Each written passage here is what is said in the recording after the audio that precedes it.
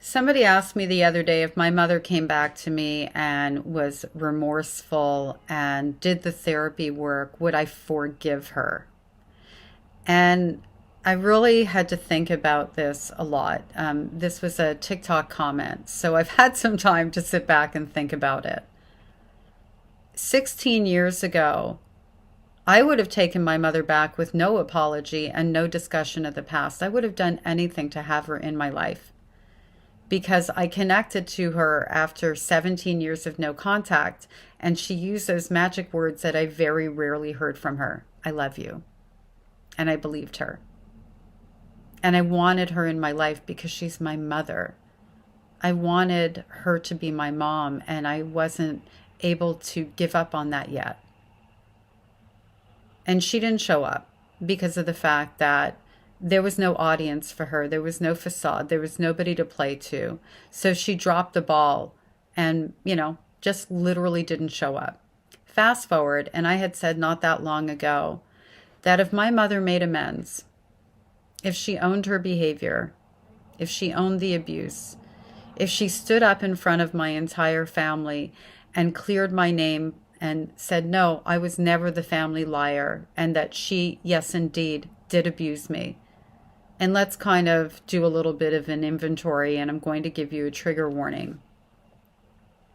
When I was 5 years old, my mother tried to kill me. She dropped me out of a 2-story window, and I walked away with 2 broken arms. She had no way of knowing that I would survive that fall. And it became the family joke. I ended up living with her parents, my grandparents. My grandfather was a child molester. She left us there, my brother and I, for over 4 years while she husband hunted.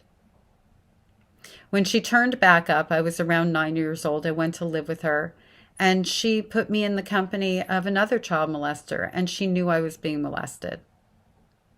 Throughout all this time, she was emotionally eviscerating me. I mean, the emotional violence was far worse than the physical and the sexual violence that I went through.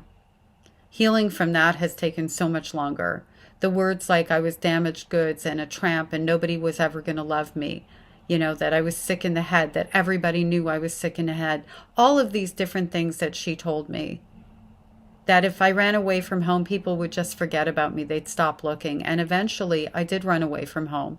At 13, I ended up living on the streets.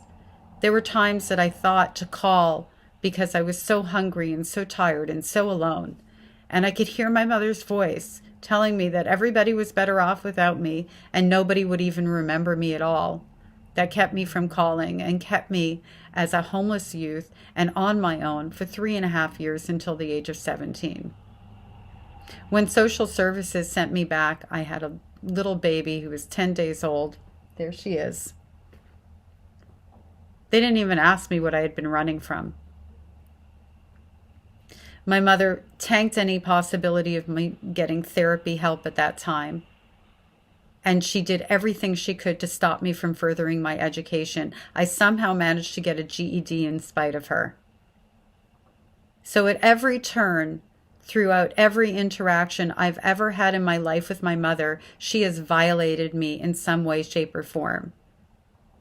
It isn't about forgiveness because what she did is unforgivable. And that's not about bitterness. I'm not carrying any of that with me now.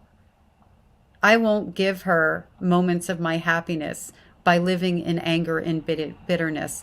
I'm going to give myself the best life that I can. And she is not my focus other than sharing my stories to help other survivors to heal and to educate people about the long-lasting impact of child abuse. If she felt remorseful, it would not undo anything that she's done.